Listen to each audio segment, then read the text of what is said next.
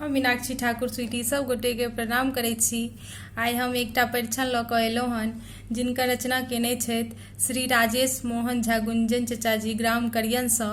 आशा करै छी जे अहाँ सब गोटे के नीक लागत। आओ सुनल जाय ई परिछन गीत। अचके में देखलहुँ एक सपनमा मिथिला के अंगना। अचके में देखलहुँ एक सपनमा मिथिला के अंगना। आहे मिथिला के अंगना बाजै सातो सुर बजना। आहे मिथिला के अंगना बाजै सातो सुर बजना। पाहुन छथि चारू अवध ललनमा मिथिला के अंगना।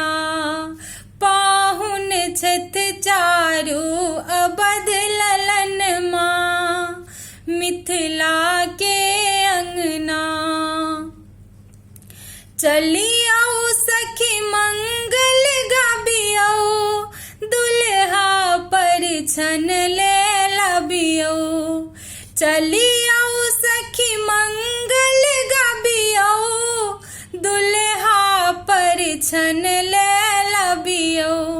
लभरल छन काजर संग चननमा मिथिला के अंगना।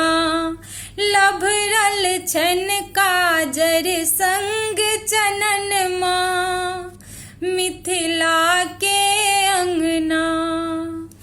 श्यामल दुल्हा बड़ सुन्नर पसरल छन मुस्की मुँह पर। श्यामल दुल्हा बड़ सुन्नर पसरल छन मुस्की मुँह पर। लाजे चोरबै छथि अपन नयनमा मिथिला के अंगना। लाजे चोरबै छथि